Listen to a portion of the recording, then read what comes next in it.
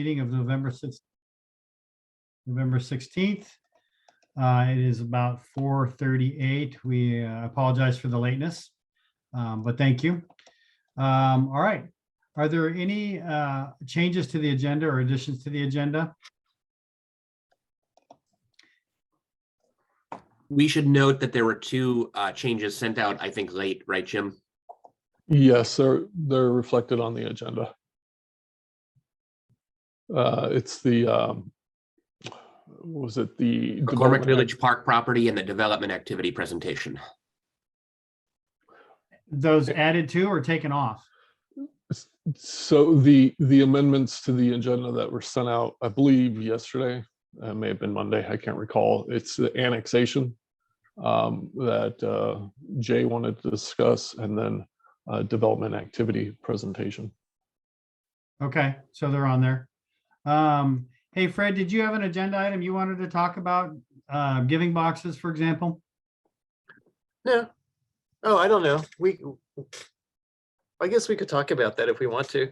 Yeah, If there's time. so if I'm looking at the most recent agenda, it's got 7 items, and we could Yeah. add this as item number 8.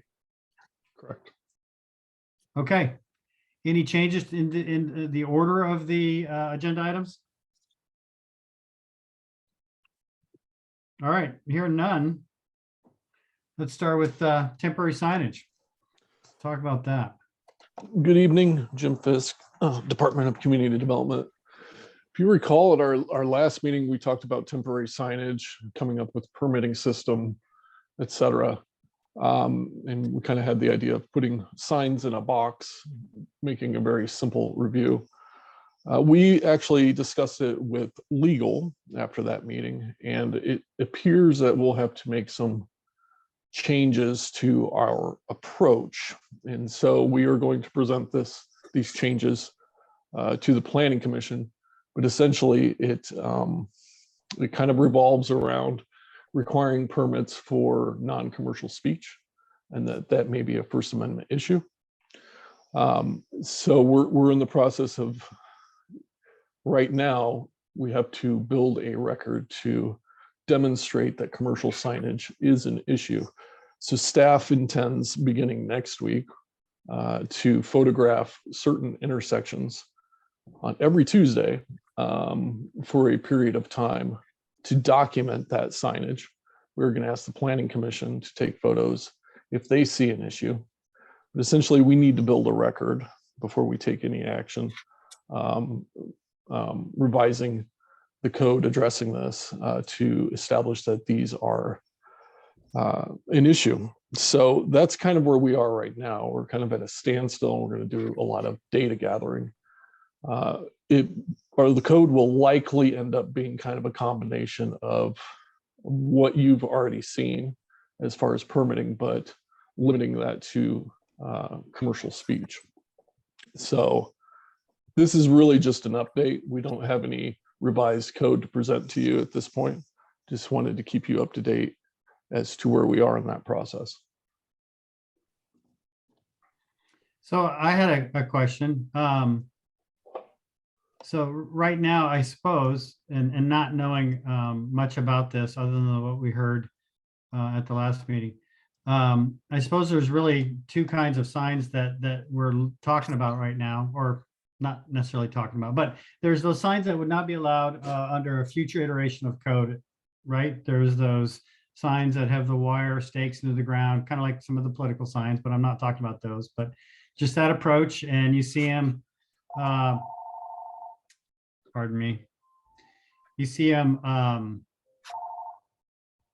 along Mile Hill Road in front of the convenience store that advertises, vapes and smoking products and, all kinds of stuff like that. So those certainly are not, I don't think, the kinds of signs that we're talking about permitting. We're talking about permitting basically a number of signs that are out there advertising business, but for which there's not a permit. Is that a fair characterization so far? Yeah, really what we're looking at are temporary signage that is permitted in public right-of-way. So the temporary signage that's associated with a business like grand opening, that sort of thing that is on private property, we're not really looking at this point. Does that answer your question? You said we're not really looking at it at this We're point? not through this. We're really focused on that temporary signage in the right of way. Okay, okay. The only comment I can say is that I wish I'd taken pictures of the Bethel roundabout at least a month ago, because it seemed like every inch of that perimeter had a sign or two. I also noticed along Sydney and Kitsap Street, I'd say in the summer that every corner had a sign for a grand opening of a furniture store in Silverdale. And I was highly offended by this because it was in Silverdale and it was not in Port Orchard and it was in a residential corner. I should have taken pictures of that as well. But so I think this is an interesting topic. And I understand that it may take some time to work on. Yeah, and so those two examples you've given, Mr. Chang, the signs in the roundabout currently, those are not permitted. That is something that can be pulled right now in our current code. It's anything in a median or a roundabout, anything like that, kind of inside of those curbs, that is not a permitted temporary sign. So that can be pulled immediately. We're really looking at the ones on the side. So the second example you gave, that would be kind of what we're looking at now. And then follow-up question. When you say take pictures to build a record, is this to build a record that shows that these signs without regulation are nuisances? Correct. And so that's, okay, so that's the record that we're trying, okay, got it.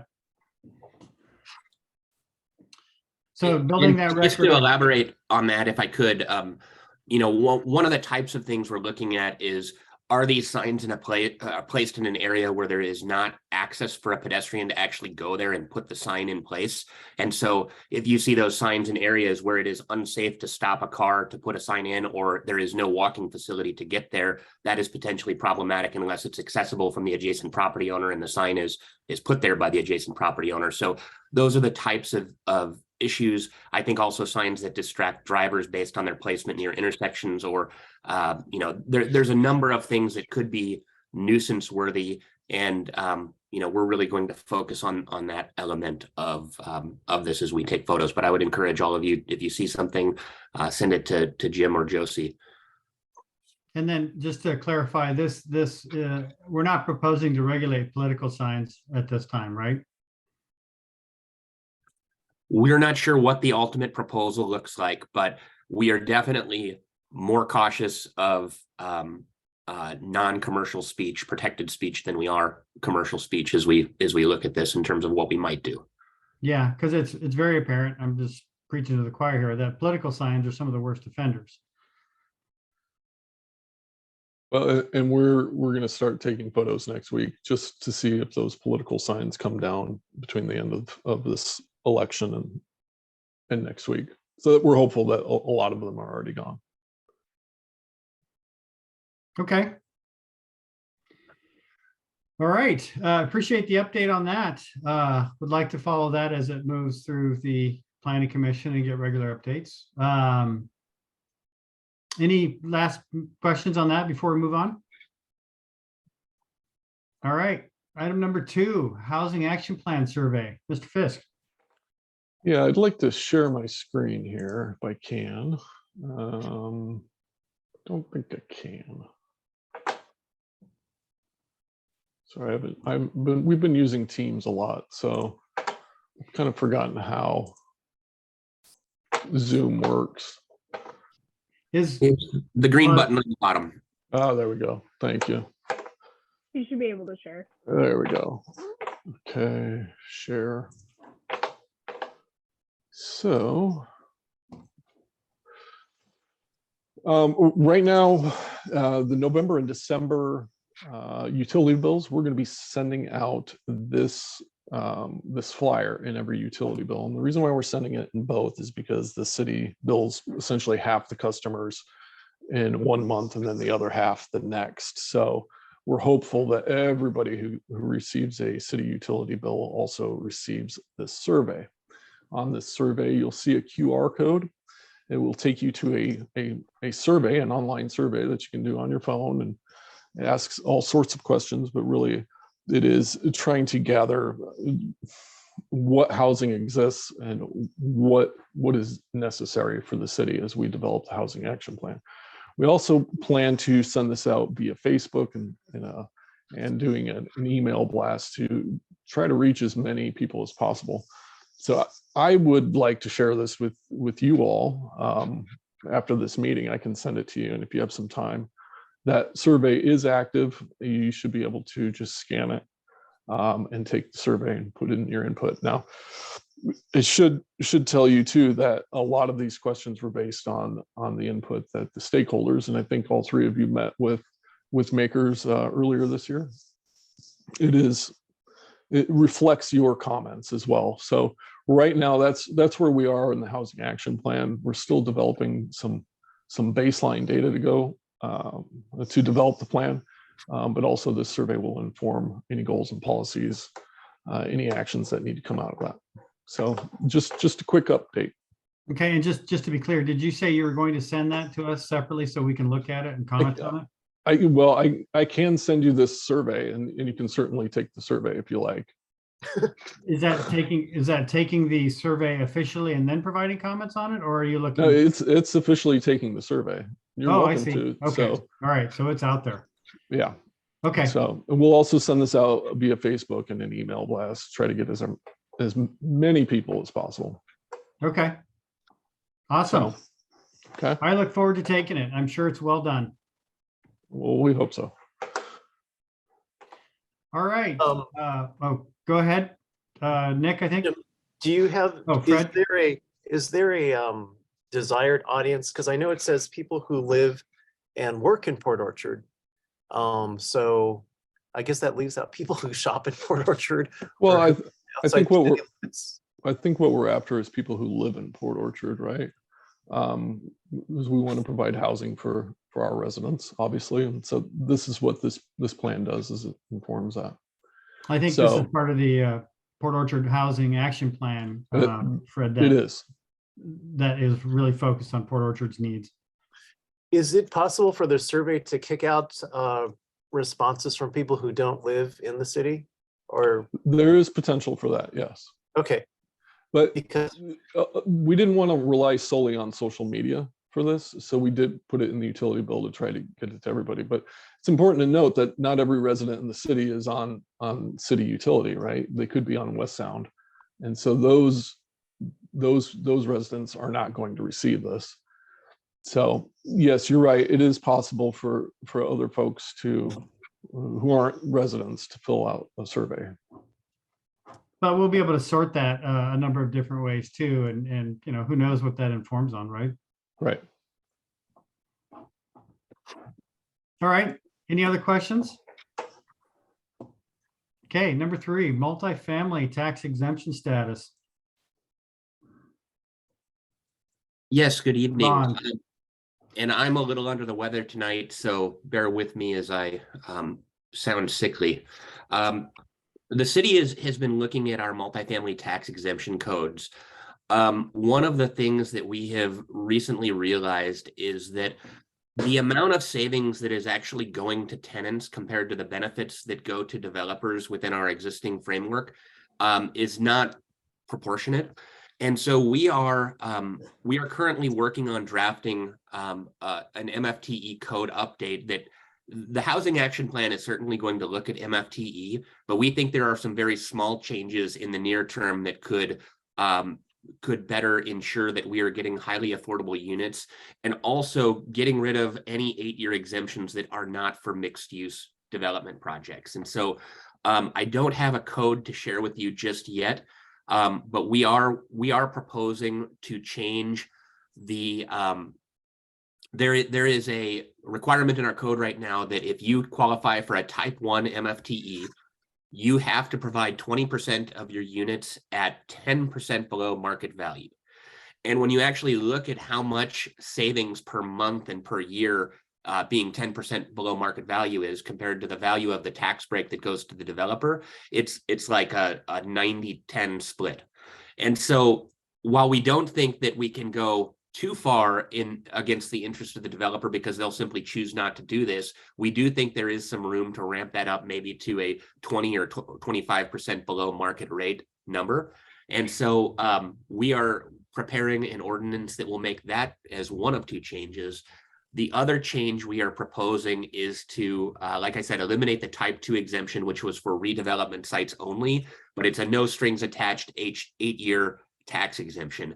And what I've heard repeatedly from council members and the mayor is that they're really not interested in encouraging more apartment development if they're going to be of the garden apartment variety. And so we really want to limit that to the mixed use tax exemption or apartment buildings that provide parking underneath the building.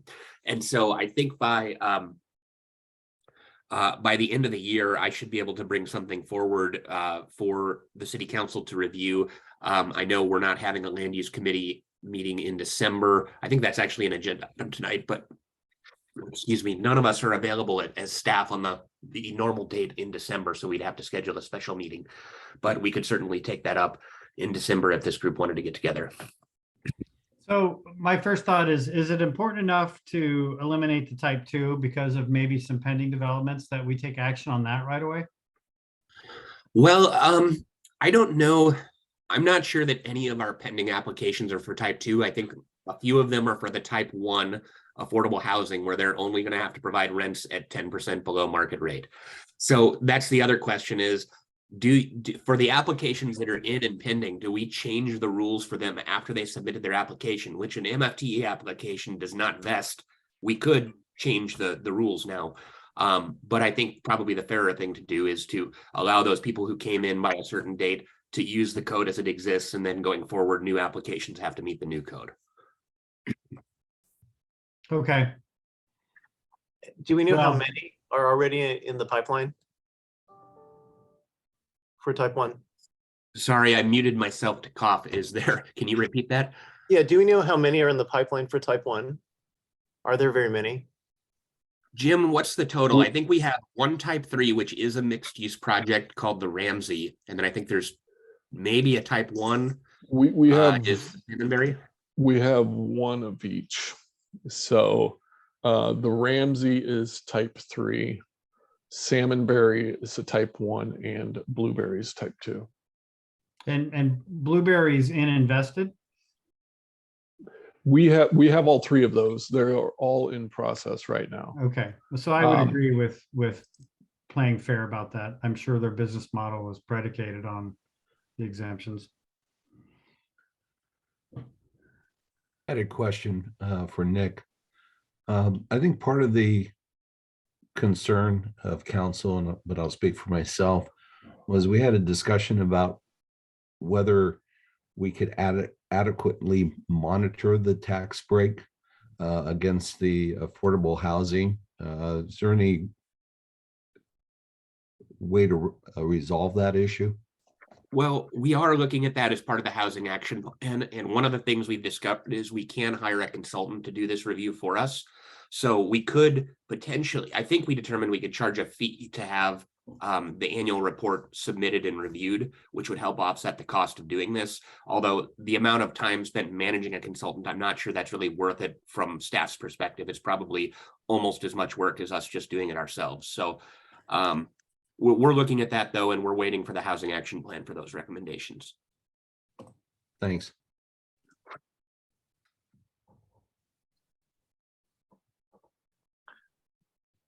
Nick, Right, I and love you- what I'm hearing about the direction. I guess the only thing that you didn't mention is there any way that we can encourage, I forgot the types, I guess it's the mixed use in the downtown area. But I guess the mixed use would probably only happen in the downtown area.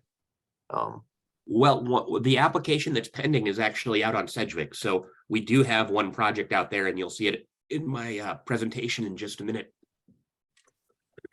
So I think we should still preserve the mixed use incentive because it also includes apartments that have below structure parking, which we do want to encourage so that we're getting more Right. assessed value per square foot per site. So I did want to Okay. share real quick. I meant to have this pulled up before, but I I've been out sick the last 3.5 days. So when I went through and calculated, basically in column or in line 3, this is the fair market rent for studio apartment or efficiency units, 1-bedroom apartments, and 2 bedrooms. And so this is data from HUD. At 10% below fair market value, you're saving somebody $125 a month for a studio and up to $251 per month on a 3-bedroom unit. And then if you carry that out, I just projected this for a 2-bedroom unit per year. It's about $2,200 per year at this 10% level. And so going to 20% would double that, and going to 25 would take it a little bit further. But what we've done is we've also looked at the math on our first MFTE project, which was the Overlook Apartments built in 2017 or 2018. And they have a 12-year exemption that is it's a 12-year exemption. And we determined at the time, because of an error from the auditor, otherwise we wouldn't have been able to figure this out easily, or the assessor, my apologies. They're saving about $730,000 in 2018 dollars over the life of the tax exemption. So if you break that down per year, the developer is saving like $26,000 a year at 10% below fair market, and 67,000. I'm sorry, I'm looking at the wrong line here. This is the tenant savings. Sorry, that is not what that shows at all. So anyway, per tenant savings per 2-bedroom unit per year. So this is the annual amount, and this is the 12-year over the life of the tax exemption amount at the 10% below market value, and at the higher level of below market value. Okay, which line is the 25? Oh, that's right. And I can share it again. It's easy. Um, 25 should be line 6 here. So okay, so 67,000. right, and for a 2-bedroom unit, that's actually saving somebody a decent amount per month at $468 below market rent.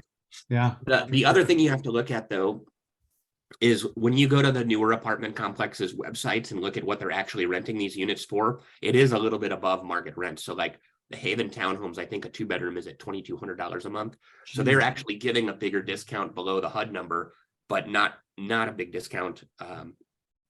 Or it's still a bigger discount than what's shown here if you use the actual rent in the new complex. Right. And Okay, then there's Pottery Creek with just exorbitant rents. The one next to Fred Meyer.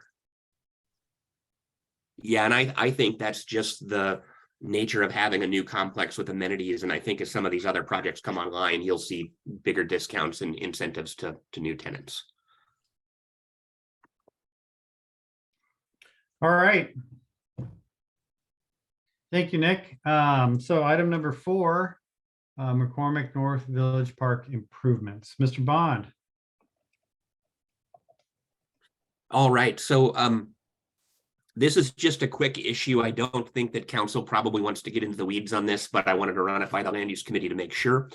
In the parks development agreement that we passed with McCormick Communities earlier this summer, we provided up to a certain amount of credit for various park improvements at the west side of McCormick Village Park. We're still planning some improvements right adjacent to this commercial village, but McCormick has identified that they have a remnant piece of property that is that there's a trail that crosses the bridge, the bigger of the 2 bridges, and kind of goes northwest up towards the old logging road.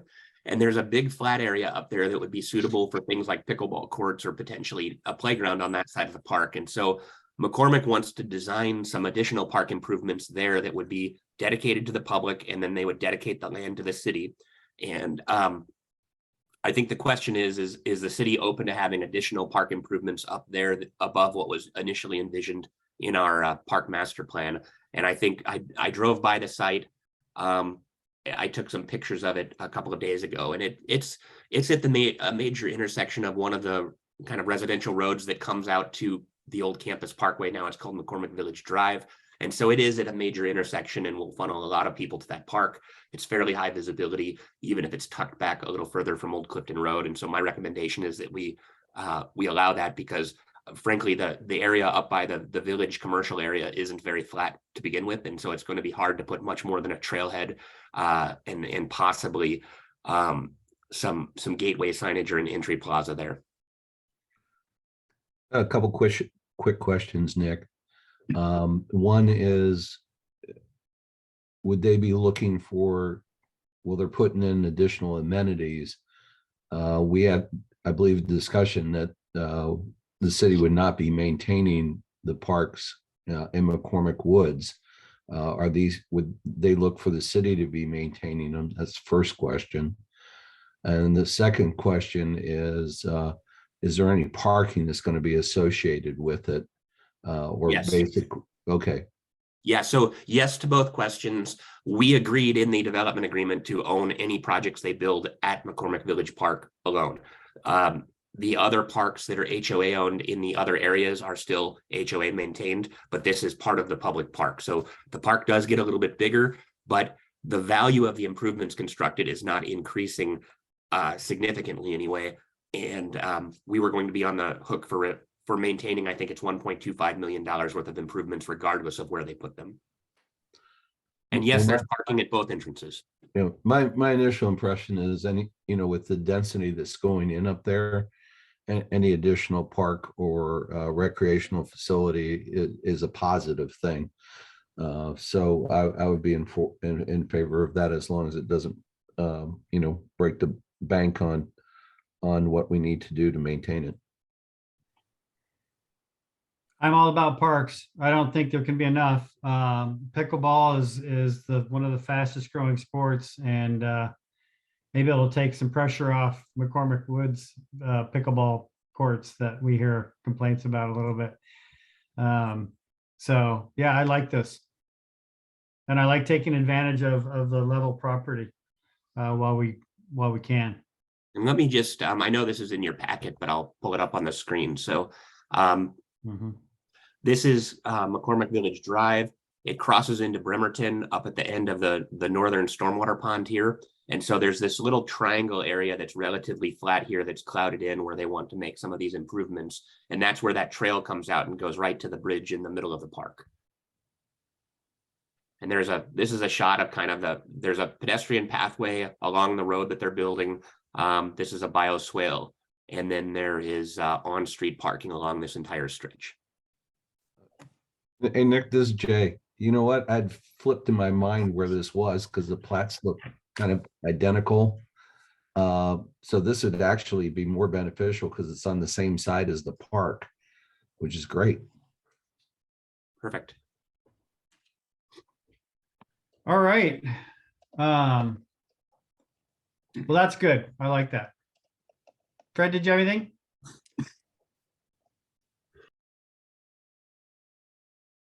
Sorry, I agree with Jay. I think more parks are better, and I'm just concerned about the cost and the upkeep. I was also wishing that the whole city had the same ratio of parkland to residents, but that's not something we can really fix. Yeah. Baby steps. All right. Any other questions on item number 4? All right, item 5. It's the Nick Bond Show. All right, yay. This item was requested by Councilmember Rosa Pepe, and it's a quick one. We talked Hey, about an Nick. annexation. Nick, Yeah. can I interrupt you? Yeah. I think it's worth stating, and I meant to bring this up earlier, but I'm being assigned additional duties through Kitsap County DCD that gives me some responsibility and co-management authority of the comprehensive plan update. So in a nutshell, I'm being asked to manage the long-range planners as well as the natural resource planners at Kitsap DCD, in addition to the current planners. And so I just want people to know that there could be a conflict of interest here with this. I'm content to go through this and kind of get the update, but I think in the future, I'll have to think more about my involvement. All right, thank you for that. So just real quick, we were talking about a possible interlocal agreement method annexation with the county and specifically Councilmember Garrido. And ultimately, we got very close to the start of our 2024 comprehensive plan update process, and we kind of gave a deadline to the county to say, look, if you guys aren't willing to go forward with this by the end of August, we're going to have to drop it until after the annexation so that we can focus on comp plan and not change our city boundary in the middle of a major planning project. So that's what we've done, is we've just put this on hold, and potentially in 2024 or 2025, we can pick this up again if there is interest from the council at that time. Okay, so basically, they didn't come back with any annexation piece, and we're going to be on hold for a year and a half, 2 years, and that's fine. Correct. When you say 2024, that's comp plan cycle, but when you say 2025, you're meaning after the comp plan is updated. Right after it's updated and we've survived all appeals, then we can go in and start meddling with the city boundary. Okay. All right. I guess my only question, and not for Scott ears, but Jay, do you think the city wanted to, does the city have any other options, like contacting property owners? Are we talking on South Bethel? It was a number of areas, and we've let certain people know that we are interested, but they're going to have to do the legwork to fill out a petition and Okay. gather, a sufficient number of neighbors. Even then, I don't think we want to do this until after our 2024 update is complete, because it's too much of a change in metrics for our comp plan. It's going to really muddy the waters when we try to update our comprehensive plan. I'm good where we're at. I just wanted to, we hadn't heard any initiatives from the county, and I didn't know if there was anything that was, kind of behind the scenes, and there's not, and we move on. Thanks. Well, and I'll say, perhaps wearing two hats, if I can do such a thing, that I think the county and the city should both get behind the a couple of the annexation spots that we talked about. So if there's room for that to still occur, I would encourage it. If it is too far gone from the city's perspective, then it is what it is. Yeah, and we do have a new commissioner next year, and then another election during the comp plan window. So who knows what the lay of the land will be like after comp planning is done. Yeah. Okay. In the future, I'm happy to hear updates, but if we're going to be talking about any sort of actions, then I'll want to step away from those discussions. Did you miss a meeting, Scott, to get those additional duties, or what? Nobody, well, it's a long story, but we couldn't find anybody that was wanting to take the job or qualified to take on those responsibilities. So yours truly. All right, development activity. Yeah, so I wanted real quickly to give you a snapshot of everything that's going on in Port Orchard. And this actually came out of our last planning commission meeting, where one of the commissioners requested an update on some of the projects he's seeing around town because he doesn't have any information about those projects. We did a single page kind of what's happening in Port Orchard document in August, I believe, that Josie put together. But I wanted to go into more detail, and it was I got very lucky about a week and a half ago because Google updated all of their aerial imagery to brand new 3-month-old imagery, and it has since disappeared. But I was able to screenshot all of these projects before it went away, and so I've loaded those into this PowerPoint, and who knows when and where we can find those images again. So, and if any of you wants to pull out your calculator, you can count all of these units. I haven't tallied them up yet, but the neat thing about the aerial photographs is it actually tells you what's happening on the ground where, and just kind of what level of certainty we have about various projects that, there is a significant investment in these areas that even if we have a recession, I think it's unlikely that people are going to walk away from these or not complete the work that they've started with such investments. So the first, a little slow here. All right, so the first area I wanted to talk about is McCormick Village. And so this is a brand new image from Google. I think this was taken probably in July or August. It shows... Nick, you might want to share your screen. Oh, well, that would help, wouldn't it? Just real quickly, Nick, I looked through this, you know, as we're going through, were you planning on bringing this to the council?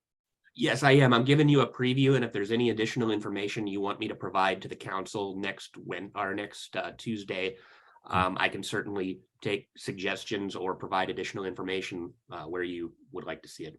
No, this is awesome. All right, so the first image, this is just my opening slide, and I don't talk about this project in the slideshow because it actually isn't a project. The applicant only applied to cut trees from a site and do some preliminary grading in advance of maybe submitting an application in the future. So that's up on Melcher as you come past the new Housing Kitsap project. The next area. Hey, Nick, any idea what they're talking about putting in there? Well, they applied for a rezone, I think, in 2010 to get R20 zoning, which allowed apartments. And so we have honored that rezone through every comp plan update over the years because they actually applied for something, even though I don't think multifamily makes a whole lot of sense right there because it's surrounded by residential and you have to drive to just about anything you want to do. But right now they are planning some apartments. Jim, I don't know if you remember how many units they were talking about. I don't have a count, no. And how many acres is it? Oof. With critical areas, I think it's like 40. But I think there's a stream right through the middle of it, and you can see the buffer that's been preserved Yeah. on a non-fish bearing stream. Huh, all right. Thank you. Okay. So next is McCormick Village. So this is north of Old Clifton. Phase 1, which was approved a few years ago and is being built by Tri-Point Homes, had 84 lots. I think they've pulled all of their building permits at this time, and this should be built out by the end of the year or at the latest very early next year. I think they're down to their last 10 lots and they're all actively being developed. Phase 2, you can see where the roads are paved and then where they aren't paved. So phase 2 was approved by council earlier this year. They are building houses in that area. I think there's about 7 starts at this time and more permits in for review. And then the remaining area to the north is broken into phases 3 and 4 with 38 and 40 lots respectively. Then you head south of Yarrow Street, Southwest Yarrow, and this is where the mixed housing commercial village is located with the commercial property right at the corner of Yarrow and Campus Parkway.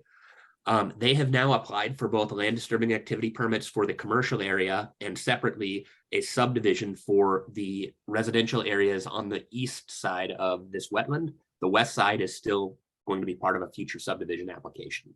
The interesting thing here is that McCormick feels that this middle housing type that they're proposing to build in this area is going to be more attractive given the economy that we're seeing right now, as it might be more affordable to people who otherwise are getting priced out with high interest rates or high property values. So I believe they are still moving forward with this one as planned.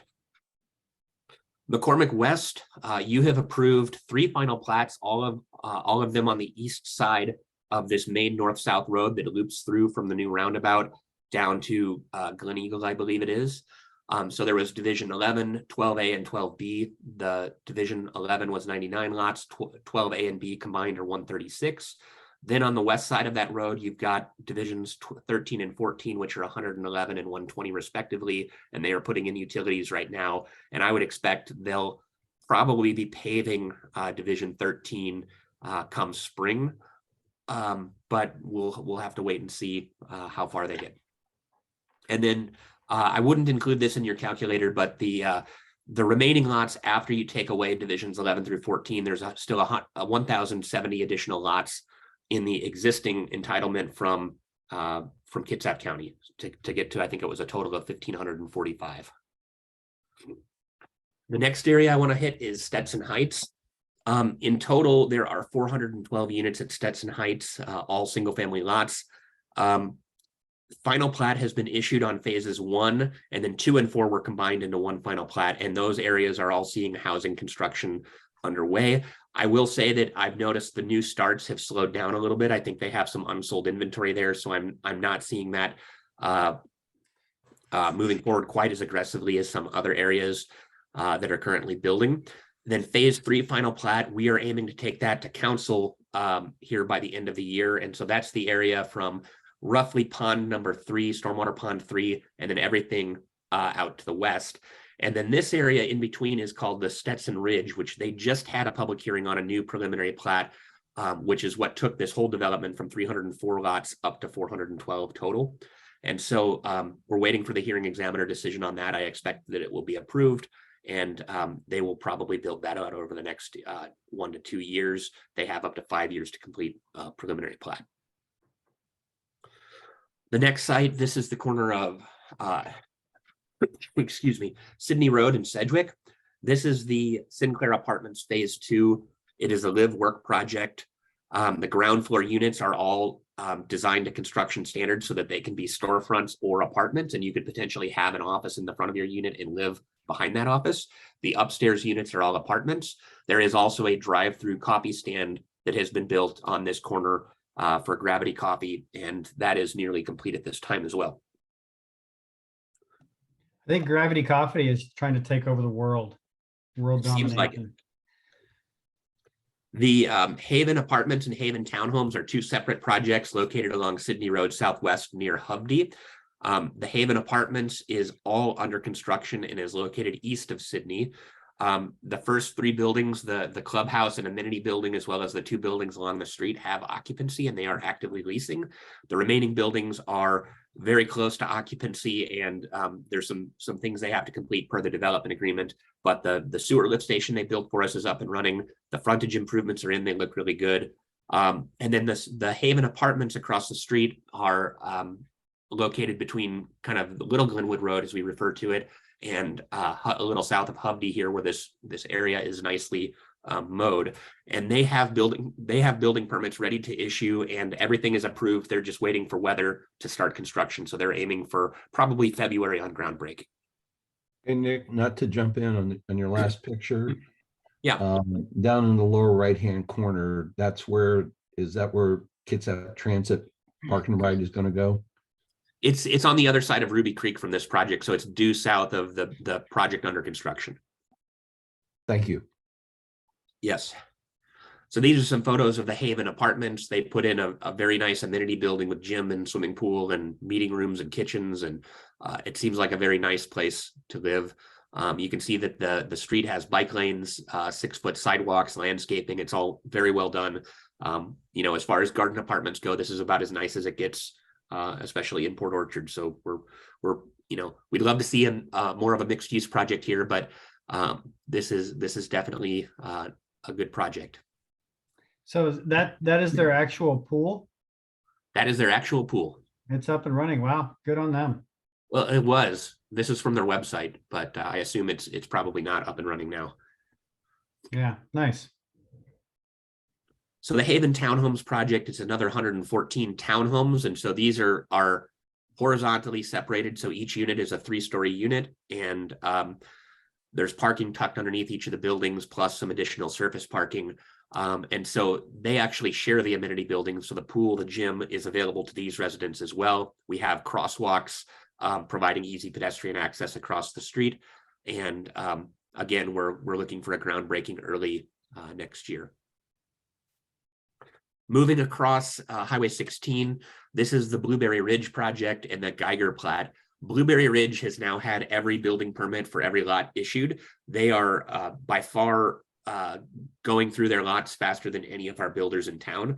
Hopefully they have not overextended themselves, but there are a lot of new housing starts and buildings under construction at this time. If you drive through there, I think all but 8 or 9 of the lots is now under construction. The Geiger plat is moving much more slowly. It's a different builder. I think they've started 3 homes and they have permits in for a few more, but I think they're more waiting for sales before they start new construction. But the lots are all finished and ready to go. So that'll be happening in the next couple of years. Then we're going up to Ramsey. This is one that I think David Bernstein on the Planning Commission wanted to know about.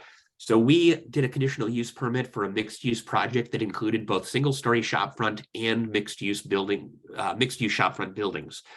Phase 1 of their project is to actually put in a coffee shop, a very well-known Seattle coffee shop. And I think it's written on the face of their plans, but they've discouraged me from saying who it is. The Phase 2 are both mixed use buildings that they have applied for a multifamily tax exemption on both of those sites. And I have an image of one of those. Before I get to that, this is roughly what their landscaping plan looks like. And you can see they're out there pushing dirt right now, and they're putting in their stormwater infiltration facility. You can see Fred Meyer over here in the background. So this is that type 3 MFTE project that we mentioned on the previous agenda item. And this is their they're really using the grade of the site to provide parking under the building and to have some retail in some of the other portions of this project. And a lot of the parking is in the building. So that's the type of thing we're trying to encourage.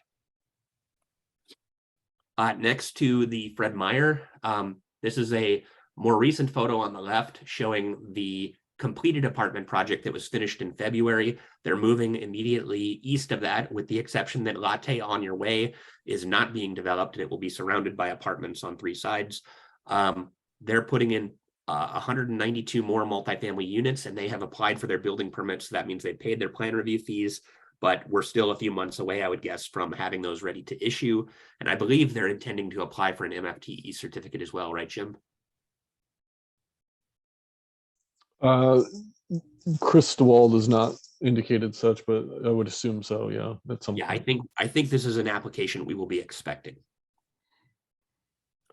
All right, the next area, on the aerial photo on the right, I only was able to select one parcel at a time, but it's basically from Ramsey to Bethel. There's 3 parcels and a couple of existing homes. This is a 108 unit apartment complex. The nice thing is that they have set their buildings and their layout back so that there's plenty of room for the roundabout here. And so they may be asking for an impact fee credit for the land that they could dedicate for the roundabout, or we may end up purchasing this from them. But it's another garden apartment project.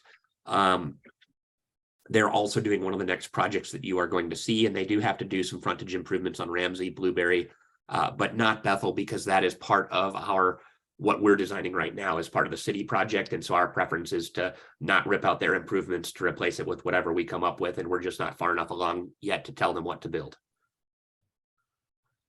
Hidden Hills Apartments. It's an unusual piece of property because it connects all the way through Salmonberry, but the big chunk of the property is actually more oriented off Bethel. There is a big wetland in between Bethel Road and the back half of this property. And so they're seeking to develop the rear of the property and the panhandle with apartments, and then future commercial development on the west side of the wetland complex. The images I have, this one on the left is the panhandle piece, 2 apartment buildings, and then the road kind of jogs onto the main piece. And you can see this wetland complex here where the apartments are oriented around that feature. Interesting that it's by Crawford Road. I'll leave it there. Yes. Yes. Salmonberry Apartments, I believe, Jim, is this the same developer as Blueberry? Correct. All right. So this one is a small project on a small site, but the big thing that we've worked out with them is to dedicate an access for the future Home Depot site. And this is going to allow traffic to bypass Bethel and get all the way over to Kathy and Safeway without coming onto Bethel. So this is a major feature to ensure that Bethel doesn't have to be a 4-lane road, and it's going to save us, $17 million in construction costs. So we are offering impact fee credits for some of their improvements because this was shown as part of Bethel Phase 1. And it's a small apartment project, but it's helping out with the Home Depot project, which while it's not in the presentation, they are talking to us about building a store here, possibly in the next 1.5 to 2 years. The Thimbleberry Townhomes, this is the zombie project from Kitsap County that has been as difficult or more difficult compared to Stetson Heights, because they put in a bunch of infrastructure and none of it met our code, and then all of their permits expired. And so it was very hard to resurrect this. And Jim has put in a huge amount of effort into finding a way to make this work. We've got a pending binding site plan that will allow them to build the remaining units. They did build the first 4 down here off of Salmonberry, but they were limited to those 4 until they went through the binding site plan process to create additional lots, because we only allow one building per lot. Who's the owner? I don't know the name on this one. Okay. He's a local guy. I've talked to him at the front desk. I can't recall his name. All right. Moving on, Riverstone and Bridgeview. Riverstone is on bottom here. and it is 39 lots, and this is the next housing Kitsap build your own housing project similar to what's on Melcher. They have done most of their utility work at this point, and I would expect them to be doing curbs and sidewalks here in the near future, weather permitting.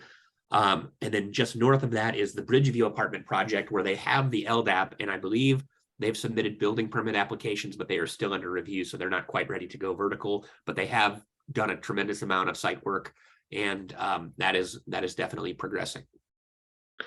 Hey, Nick, I just had a thought, and sorry for the review. I should have caught this earlier, but the Contour Apartments down there at the south end at Harold and Lund, they're Right. also in permitting too. So Oops, I can't edit this while I'm No. presenting, but I'll make myself. I will update that. Thank you. So there's Jim is speaking about, there's a triangle down here, and I think it's about 20 apartments on the corner of Harold, and they're actually going to punch Harold through so that it becomes a right in, right out, and provides connectivity for some of this traffic so that it's not all funneling out to Bethel. Punch into Tremont? Right. It's considered a lunge right there, but yes. Okay. I didn't know when that was going to happen. That was my question next. Yeah, I think, Jim, do you know if they've applied for their building permit yet or just their LDAP? That's a great question. I'm not certain. I think it is just the LDAP. Okay, I think so too. One of the complaints I've heard from the apartment complex by Fred Meyer is not everybody does the right-hand turn out of there. I'll be interested to see on this one also how many people jump it. Yeah, there's actually two right outs. There's one from the end of Riverstone where it's purely a right out. There's no turning movement in whatsoever. And then there's a Harold will be right in, right out. But we're hoping that will encourage anybody who lives in this area should be coming through downtown and up Bethel, not via Lund. But yeah, it's a difficult area. The next project, Plisco Apartments, they have started construction on their 2 apartment buildings for 58 units. So if you've driven by that, you'll see foundation walls poured, and they are going vertical. I expect that to be one of the earlier projects we see completed, probably 12 to 18 months from now, barring any hiccups. And Nick, Further- the roundabout from the state is going in 2023, correct? For Wolves, It's Wolves Road. I'm sorry, not Plisco, Wolves Road. Yes. we have met with the state. I have not heard much more from them since our initial meeting, so I'm not totally sure on that. Thanks. Sure. The next 2 projects, you have the Overlook Apartments, which you access off of Whittier. And these have a tremendous view. They're above the phase 1 Overlook Apartments, and there's actually 117 new units up here. This is another area where years ago this was zoned for multifamily, despite being accessed only through single family neighborhoods. On a map, it is adjacent to multifamily, but there's a ton of terrain that makes the access not the way that you would ideally set it up. But they applied for building permits. They're vested. There's not a lot you can do about that at this time. Like the Plisco Apartments are just on the other side of Mile Hill across from the movie theater, 57 units. And I think the first building they were putting roof trusses on last time I drove by. So I think this is probably Sinclair Apartments, Haven Apartments, then Paisno, then Plisco are probably the order that we will see projects completed right now as far as multifamily. Finally, Heron's View, they've applied for shoreline permits. I think this has been shared previously. I think there's still a ways from being able to submit building permit applications. And so I wanted to put this on because we're really happy with the design that we received, but there's still a lot of questions on this one that, we have some hurdles to clear, and we'll see when this actually goes forward, if it does go forward. And then finally, the 429 Bay Street project, this permits have been issued for this. We are extending them.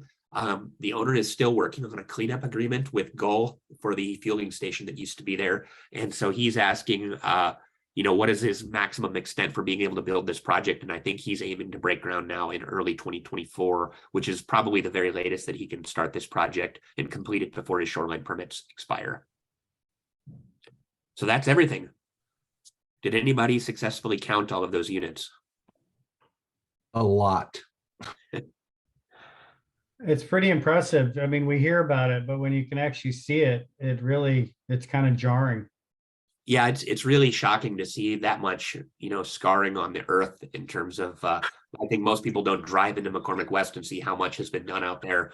And until you drive into some of these tucked away areas, you really don't have a feel for what's happening. So as you guys are adopting your budget, I wanted you to feel comfortable that the revenue projections are based on actual on the ground activity. And so I think it's helpful to visualize what's actually happening in terms of probable sales tax growth, permit growth, impact fees and other revenues. And along with the infrastructure. Where's the Heron's View one? I'm drawing a blank. Yeah, I was That's- trying to place that one as well. Bethel, 100 Bethel, right next to, across from KFC. next to KFC. That's what I thought. It's just, I can't figure its orientation. That's Yeah, a that- beautiful project. I'm sorry it's so far off, though. I think the other project that people are most interested in is the really visible one at 429 Bay. They keep asking what's happening there, when is it happening? So 2024 seems really far off. But I just tell them It's there's a within your restaurant. budget. Yeah, stand by in another month and a half. We're in 2023, guys. Quick question on Heron's View. That had come up on a side note with concern. I think Chris is on here. Concern about the roundabout there. Did any more come out of that? There was kind of I don't know how you would want to call it, since we're on being recorded. snafu. They're very, well, that's nice, but they're the developer was very unhappy with what had transpired with the previous engineer. So I'll leave it at that, but have we heard any more about that with the roundabout going in there? My understanding is they're moving forward with the project, but the developer is continuing to lobby WashDOT for changes. So I'm not totally sure. Okay, so we're not really involved in that one then. Correct. We will review whatever WashDOT brings to us and give them feedback on it. All right, thank you.